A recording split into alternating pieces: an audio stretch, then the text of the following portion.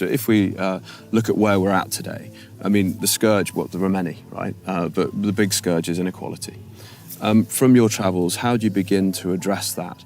How do you begin to level out and think about leadership when it comes to inequality and trying to close the gap between those who have so very much and those who are living hand to mouth?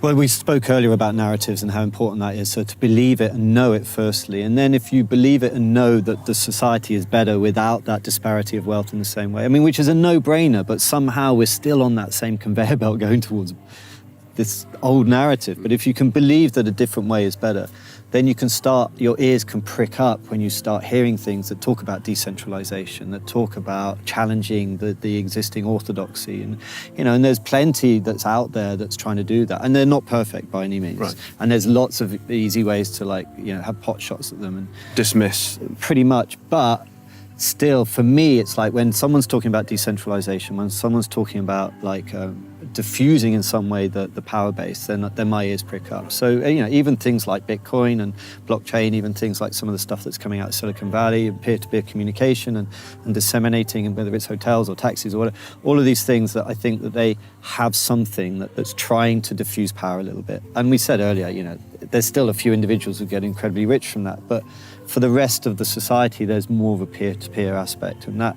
And direct democracy, I mean, that's another huge one. I mean, why on earth aren't we talking more about that? I mean, we use phones and apps for our banking and everything, but we could use it for voting. Right. We could use it for voting for every single thing we wanted. We could diffuse Parliament completely. It's like you and I could go up for being members of Parliament and say, we will get in and we won't do anything that you don't tell us to do. We're just invisible. It's nothing to do with me. Turns out the incumbents don't want that.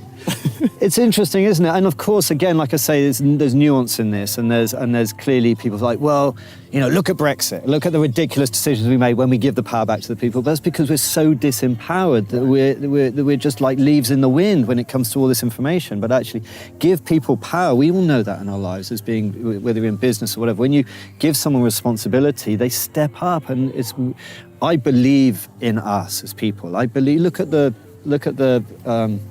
legal system, we're happy to trust people to come in and be and be a jury, and they're people straight off the street, randomly picked from the street, right. And look at the job they do. They step up and they're wise and they make decisions, and we as a society are willing to accept those decisions. Yet there are extraordinary other ways that we could do our economics that would disseminate power rapidly and would demurative currencies and all sorts of things that would reduce power.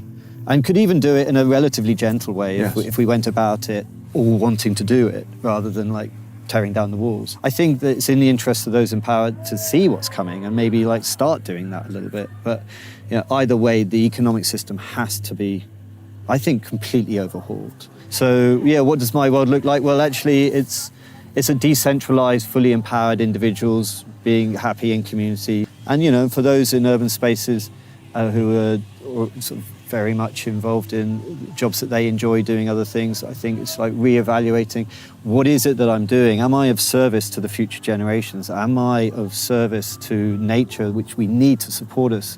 We can't just be exporting our detritus over the hill. Or am I serving myself? Yeah. And that's a really fundamental question, isn't it? Am I serving something bigger or am I serving myself? 100%. We know that from who's a Viktor Frankl. Yeah, Viktor Frankl, of course. Yeah, the man's quest for meaning. I mean, he made that point super clearly. And he also said happiness in that. Yeah. He said, don't dedicate yourself to yourself and don't pursue happiness. Yeah, absolutely. Because it can't be pursued. Yeah, totally. It has to ensue. It's going to take a lot for us to wake up. But, we have woken up in the past, and, we're the first to look at abolition of the slavery. And so, we are great people and we could also be part of this shift, but we are also incredibly comfortable. I don't know what the next crisis is going to be that's going to make us wake up, but I would much rather and will try to work on turning the ship around before we hit the iceberg.